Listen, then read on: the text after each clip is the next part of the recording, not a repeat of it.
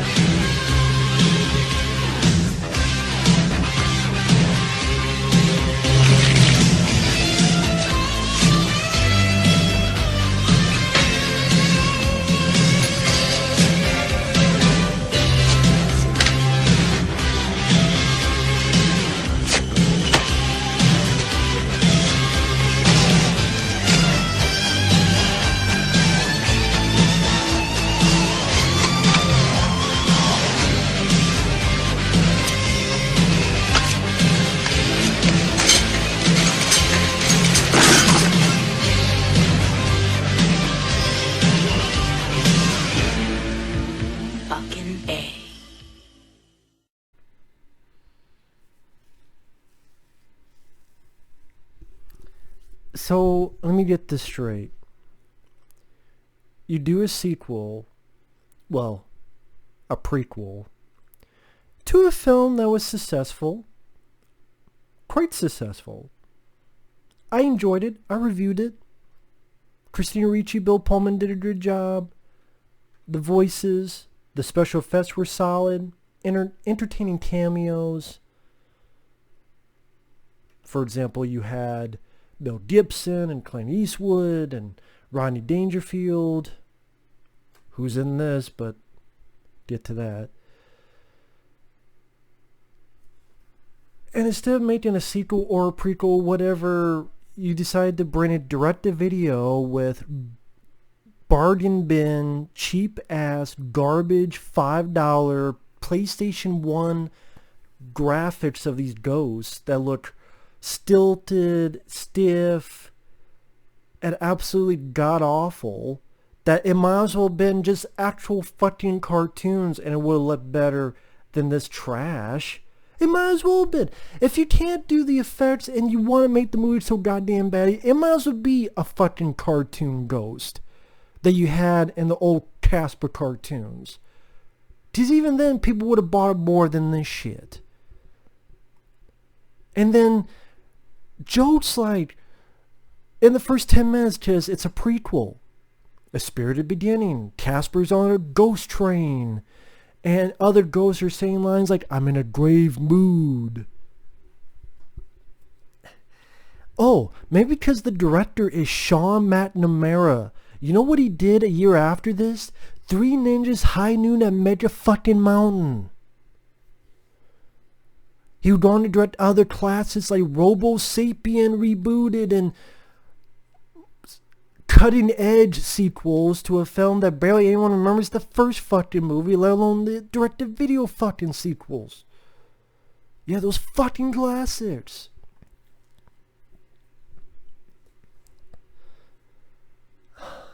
Yeah, I mean, I'm going to harp on the special effects because that's a thing people talked about in the first movie. One of the strongest points was the special effects, and when you take that away, you take a good chunk of it away. By even saying the review of the 1995 film, there were other things I liked. I liked that the story at least tried to be a little bit darker at points, but it wasn't such a tonal shift. The actors did their jobs well. There was a certain bit of sweetness and competency in the direction. No, not here.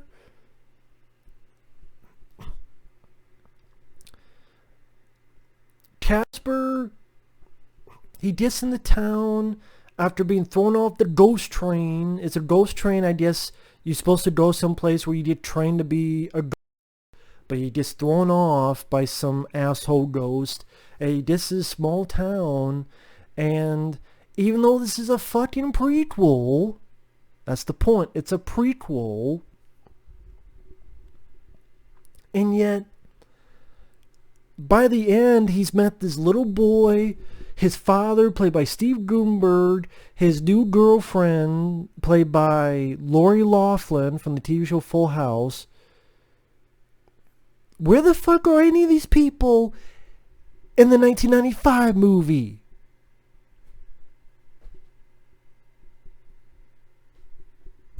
Where the fuck are they? I mean, this is a prequel. Where the fuck are they? Well, it's not meant to connect to that. Okay. I guess that's why, for example, they mentioned that Casper stayed because he was taking care of his father who was sick, or like he didn't want his father to be alone. That's why in the previous film they said he stayed because his father was alone and he didn't want his father to be alone. And then he forgot that, but then he remember everything else. Like he remembered how he died, and again he remembered all this stuff.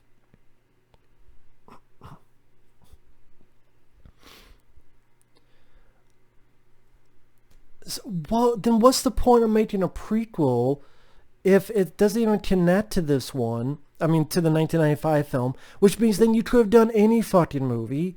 And then as a beginning, it's not like you find anything that fucking new or... Oh my god, I'm so glad I know that now about how Casper came to be. I'm so glad I found that out. What? That he was wandering around, he finds a little kid who has a fucking X-Files t-shirt. Wow, wow, a wow is fucking song, you know, on the soundtrack is playing because the music in this fucking sucks. Steve Gutenberg plays the typical workaholic dad who's too much into his work and has not enough time for his kid. Throw rock, you'll hit an Eddie Murphy family film that had that fucking plot, whether it be The Haunted Mansion or whether it be Imagine That, or 1,000 Words. I like Steve Gutenberg. I love the Goot, but go watch the Goot somewhere else. Go watch him in Police Academy 1 through 4, Short Circuit, 3 Men and a Baby, The Bedroom Window. This he's given nothing to do. He's not great in it, sadly, but he's not given much of a fucking script. He's a workaholic. He's supposed to destroy his mansion. Protesters stop it, including Lori Loughlin from the TV show Full House, which apparently in real life she's gotten into some shit a while ago about paying off with a group of people, paying off a school to let their kids in, and special privileges of make sure they get into the school or get good grades or something. I don't know.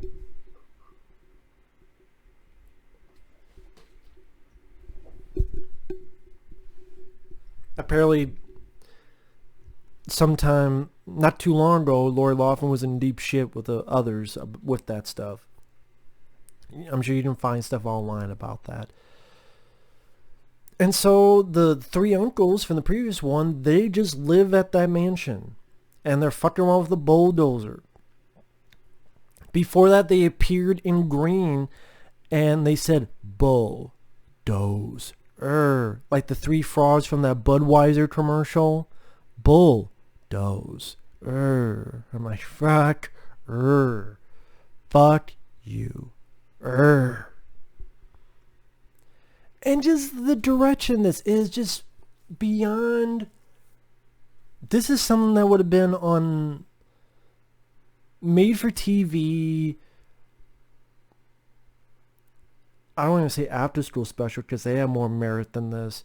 Just people, they go in front of the camera and scream. They go in front of the camera, go in front of the camera, Why don't you see the fucking IMCA while you at it? And the humor, much more dumbed down, much more lowbrow. Stinky sneezes and this big snot goes as part of the crowd. Later on, Fatso accidentally farts on Stretch.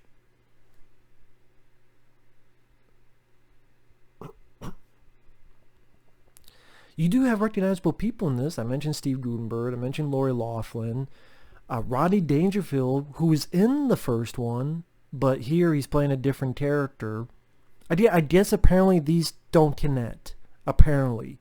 This is a 1995 film.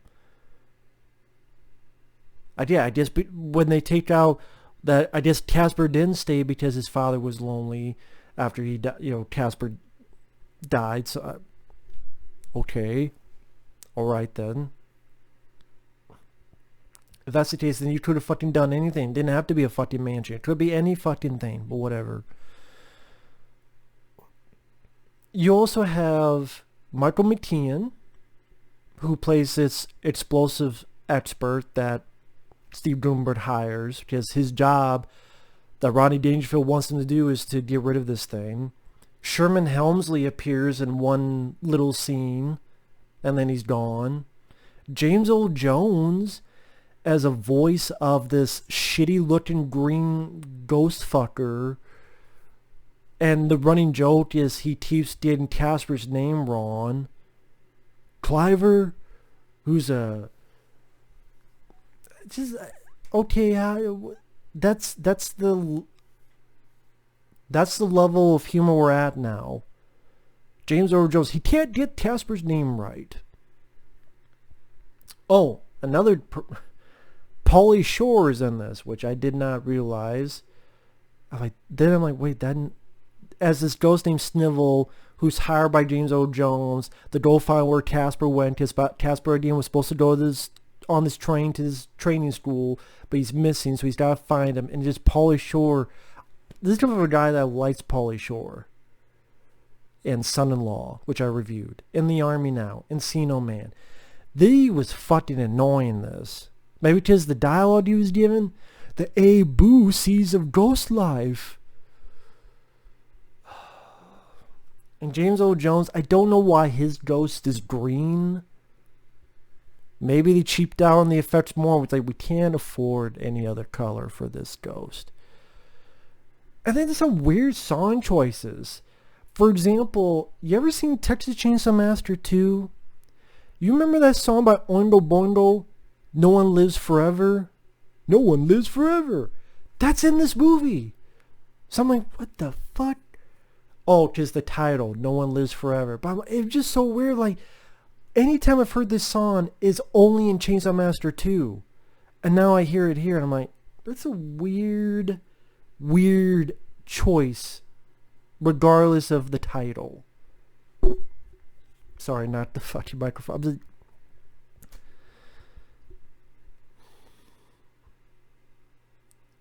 So, Casper, he gets in the town, he meets the kid. The kid's lonely because his dad's a workaholic. Casper meets these three ghosts. The kid knows about ghosts. He had journeyed to the mansion. He's not scared of ghosts. So he's like, hey, why don't you go into this mansion where these three ghosts are at? Then the three ghosts are like, oh, wow, we got a new guy? Let's try to teach him. And they're trying to teach him how to be a ghost, which is strange because he can't go through a wall. But he did earlier with the kid. Like, we see him earlier going through walls as a fucking ghost. But then he can't go through a wall? He can't go through a wall because the ghosts are teaching him this is how you go through a wall. But we've seen him go through walls. We've already seen him go through shit. Go through the train, go through the wall. We've seen it already. He's already done it. Like the movie for God. Same with, oh, he can't fly. Well, I can't fly. But you did fly. When people were freaked out when you were a ghost and you freaked out, you flew away. You fucking flew away. At least I'm not yelling because I don't want to fuck up my throat. Because I got a lot of videos to do today. God damn it. This is bullshit.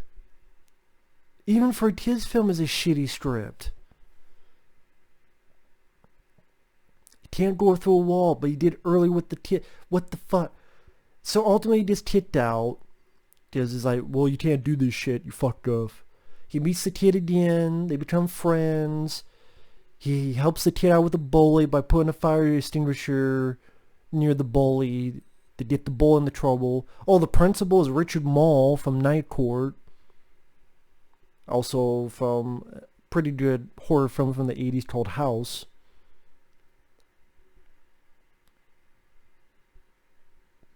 More shitty songs. Like the lead kid is chopping up vegetables, and the song He's chopping up vegetables with like a fucking sword, and the song is like, delicious, delicious. My bullshit, bullshit. The script is obvious. Steve Gumber, Lori Loughlin, they're having friction, so of course they're going to get together by the end. Casper, he's like, I'm going to be a friendly ghost. I'm going to do good deeds. And he steers a guy who's holding up a store, and the store owner is Sherman Helmsley, who thanks Casper. I'm like, okay, let's see more of those scenes where Casper's helping people around town. Nope. Nope, they don't go far with that. That could be an avenue of the story you could explore. Nope. Instead, Steve Gutenberg, once again being a workaholic, has to talk on the phone. And it's like, well, he's going to get fired if he doesn't, and then you're not going to have a fucking home, but that's bad because the script said so, and so the kid gets pissed at it. Ultimately decides to run away. James Earl Jones gets to the three ghosts, takes the snivel, Pauly Shore's annoying ass. Again, this comes from a guy that likes Pauly Shore, but he was annoying as fuck in this.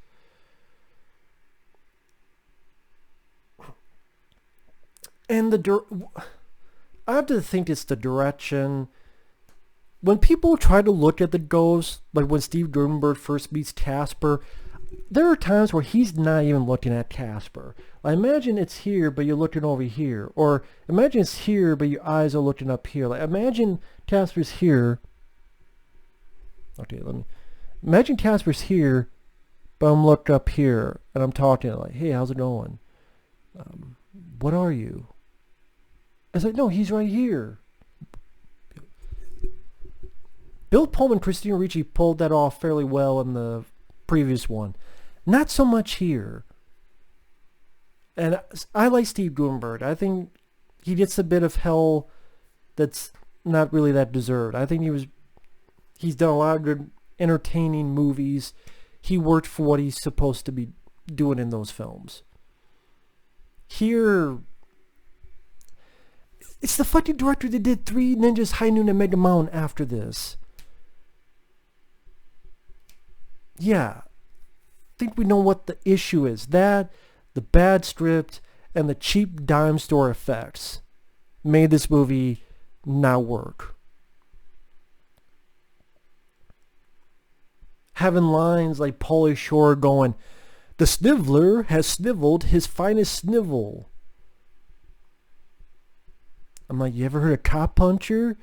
Do ghosts have cots? You don't find out. Because you say that line again, I'm going to punch it, and we'll see what the fuck happens. You look like a fat sperm. Snivel up someone's fucking nose, and then they can sneeze up someone's ass after they've stopped kissing it. And then you can kiss my ass. So the kid, of course, he's in the fucking mansion. It's about ready to get blown up. Steve Gutenberg gets his kid out. Casper swallows the bomb, and as he explodes outward, and so now that impresses James Earl Jones, and then the three ghosts go, oh, well, we're his uncles. So all of a sudden now they're like, yeah, we're his uncles. Wow, great story. I'm glad you fucking told it to find out a spirited beginning. This is what happened. Trying to do the same shit with Casper and a little kid instead of a little girl's a little boy. The same typical workaholic dad that's in every other family Eddie Murphy film. A script that's either obvious, unfunny, or lazy. Terrible jokes from puns of I'm in a grave mood to the sniveler has sniveled his finest snivel by fucking Pauly Shore's character Snivel. He didn't shrivel up like a limp fucking dick like this movie is. This movie can suck a limp dick. And as a prequel, it's not a prequel to the first one because none of these fucking people are in it. The fucking backstory of Casper is different. Hell, even simple stuff. Lori Loughlin, by this point, her character has never seen a ghost. By the end, she's with Steve Gutenberg and the boy. She sees the ghost. She doesn't have a fucking reaction to it. I don't care if Steve Gutenberg told you every fucking syllable of what's been going on. If you saw something, there'd be some kind of reaction. She would have more of a reaction of looking in the toilet and be like, whoa, I did that, than her reaction here with the fucking ghost.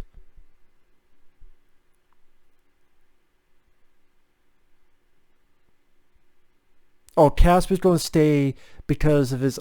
Oh, now his uncles. Again, I thought this whole point Casper stayed because he didn't want his dad to be alone. But again, apparently this doesn't connect to the first fucking movie. Then why the fuck did you do a prequel in the first place? That's the question I would ask. What was the point in this prequel? A prequel usually you do to learn certain things about the character, the story. What did you learn? There was a ghost train, James Earl Jones, Pauly Shore.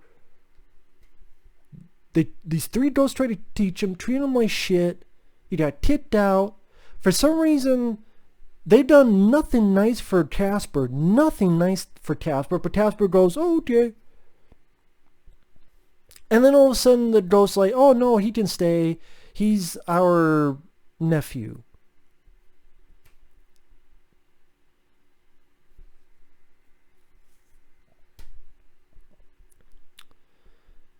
And you find nothing else about Casper as a character or this whole universe as a story. I can't say this whole universe as a story because now you know the ghost train and the cheap dime store effects and Pauly Shore snivel and James Earl Jones green goober of a ghost.